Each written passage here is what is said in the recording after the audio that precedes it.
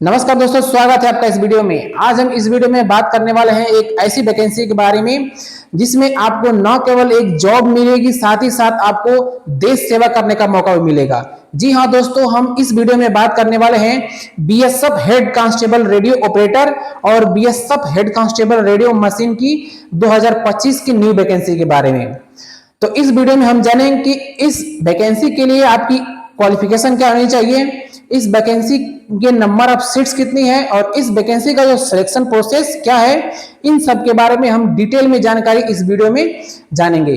तो वीडियो में लास्ट तक बने रहिएगा और अगर वीडियो आपको अच्छा लगे तो वीडियो को लाइक और चैनल को सब्सक्राइब जरूर कीजिएगा। तो चलिए सबसे पहले बात कर लेते हैं कि इस वैकेंसी के लिए जो ऑनलाइन रजिस्ट्रेशन का डेट है वो क्या है। इस वैकेंसी के लिए जो ऑनलाइन रजिस्ट्रेशन का डेट है वो 24/8/2025 से स्टार्ट हो गया है और इस वैकेंसी में ऑनलाइन रजिस्ट्रेशन करने का जो लास्ट डेट है वो 23 सितंबर 2025 है। यानी आप इन तारीखों के बीच जाकर कभी भी ऑनलाइन रजिस्ट्रेशन कर सकते हैं। इसके बाद चलिए बात कर लेते हैं कि इस वैकेंसी के लिए आपकी क्वालिफिकेशन क्या आनी चाहिए। यदि आप 12th में पीसीएम के साथ 60% मार्क स्कोर करते हैं तो आप इस वैकेंसी के लिए एलिजिबल हैं। और यदि आपके पास ये क्वालिफिकेशन नहीं है तो आपके पास यदि मैट्रिक्स प्लस आरटीआई का सर्टिफिकेट है तब भी आप इस वैकेंसी के लिए एलिजिबल हैं।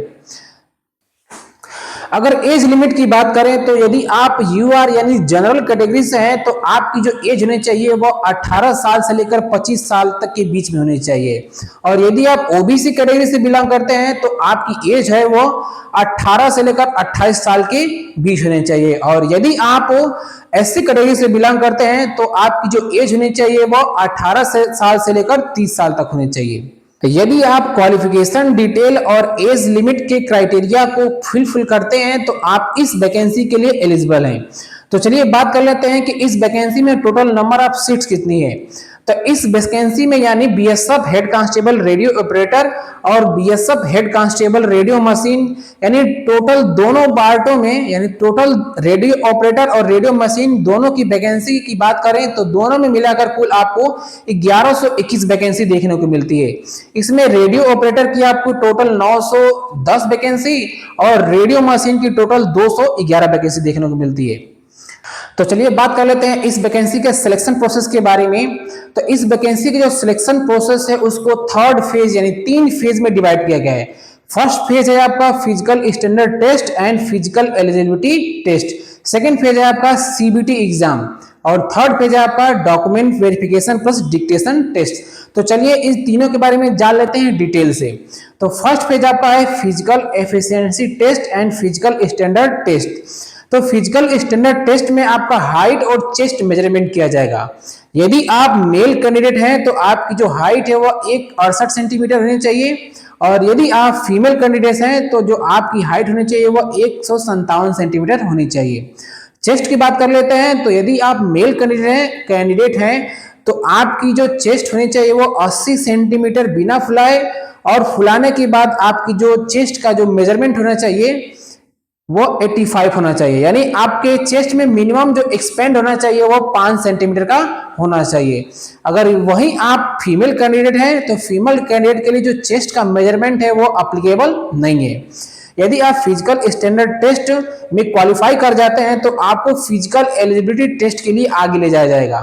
फिजिकल एलिजिबिलिटी टेस्ट में आपको 3 स्टेप हैं। फर्स्ट स्टेज में आपका रनिंग होगा, सेकेंड स्टेप में आपका लॉन्ग जंप होगा और थर्ड स्टेप में आपका हाई जंप होगा।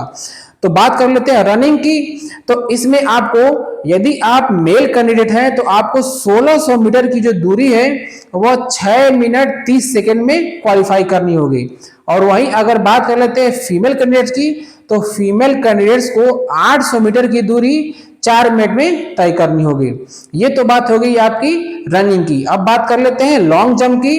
तो यदि आप मेल कैंडिडेट हैं तो आपको 11 फीट का लॉन्ग जंप करना होगा और इसके लिए आपको 3 अटेम्प्ट दिए जाएंगे। और वहीं आप यदि फीमेल कैंडिडेट हैं तो आपको 9 फीट का लॉन्ग जंप करना होगा जिसके लिए आपको भी 3 अटेम्प्ट दिए जाएंगे। अब बात कर लेते हैं हाई जंप की। तो यदि आप मेल कैंडिडेट हैं तो आपको 3.5 फुट हाई जंप करना होगा और इसके लिए आपको 3 चांस दिए जाएंगे। और यदि वही आप फीमेल कैंडिडेट हैं तो आपको 3 फुट हाई जंप करना होगा और इसके लिए आपको भी 3 चांस दिए जाएंगे। यदि आप फिजिकल स्टैंडर्ड टेस्ट और फिजिकल एलिजिबिलिटी टेस्ट क्वालिफाई कर जाते हैं तो आपको नेक्स्ट स्टेप में यानी सेकेंड फेज में सीबीटी टेस्ट के लिए बुलाया जाएगा। सीबीटी टेस्ट आपका एक ऑनलाइन मोड में एग्जाम होगा। इस एग्जाम में टोटल नंबर ऑफ जो क्वेश्चन होंगे वो 100 होंगे। बात कर लेते हैं इस एग्जाम की, तो ये एग्जाम टोटल 4 पार्ट में डिवाइड होगा। फर्स्ट पार्ट होगा फिजिक्स, यानी फिजिक्स से आपको इस एग्जाम में लगभग टोटल 40 क्वेश्चन देखने को मिलेंगे। सेकंड पार्ट है आपका मैथ, तो मैथ से इस एग्जाम में आपको टोटल 20 क्वेश्चन देखने को मिलेंगे।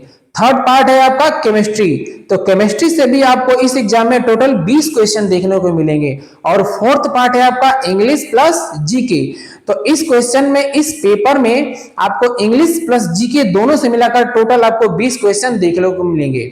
यदि आप सीबीटी टेस्ट क्वालिफाई कर लेते हैं तो आगे आपका डॉक्यूमेंट वेरिफिकेशन और डिक्टेशन टेस्ट होगा। और ये जो डिक्टेशन टेस्ट है वह केवल रेडियो ऑपरेटर वाले अभ्यर्थियों को देना पड़ेगा। डिक्टेशन टेस्ट 2 पार्ट में होगा।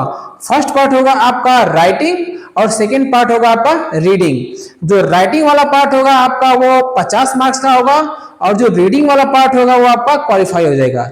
रीडिंग वाले पार्ट में आपको एक पैराग्राफ दे दिया जाएगा और आप उस पैराग्राफ को अगर पढ़ लेते हैं तो आप उसमें क्वालिफाई हो जाएंगे। और बात करें राइटिंग वाले पार्ट की, तो इस पार्ट में आपको इंग्लिश के 150 वर्ड दिए जाएंगे और ये जो 150 वर्ड होंगे आपका टोटल 50 मार्क्स का होगा। इसके बाद यदि आप डिक्टेशन टेस्ट भी क्वालिफाई कर ले जाते हैं तो आपकी फाइनल मेरिट बनेगी। फाइनल मेरिट में यदि आप आरओ वाले अभ्यर्थी हैं तो आपकी जो फाइनल मेरिट बनेगी वह 200 नंबर सीबीटी एग्जाम और 50 नंबर डिक्टेशन टेस्ट, यानी टोटल आपका 250 नंबर में से आपका फाइनल मार्क बनेगा। और यदि आप रेडियो मशीन वाले अभ्यर्थी हैं तो आपको केवल सीबीटी एग्जाम जो कि आपका 200 नंबर का था उसमें से ही आपका रिजल्ट बनाया जाएगा। यदि आप इन सभी स्टेज को क्वालिफाई करने के बाद आपका नाम शॉर्ट लिस्ट में आ जाता है तो आप इस वैकेंसी में अपनी एक सीट पक्की कर लेते हैं। तो दोस्तों ये थी पूरी जानकारी आपको BSF head constable radio operator और BSF head constable radio machine के बारे में। यदि आपको ये वीडियो अच्छा लगा तो वीडियो को लाइक कीजिए, चैनल को सब्सक्राइब कीजिए और बेल आइकन को क्लिक कर लीजिए। तो मिलते हैं अगले वीडियो में एक नए वैकेंसी अपडेट के साथ, तब तक के लिए धन्यवाद।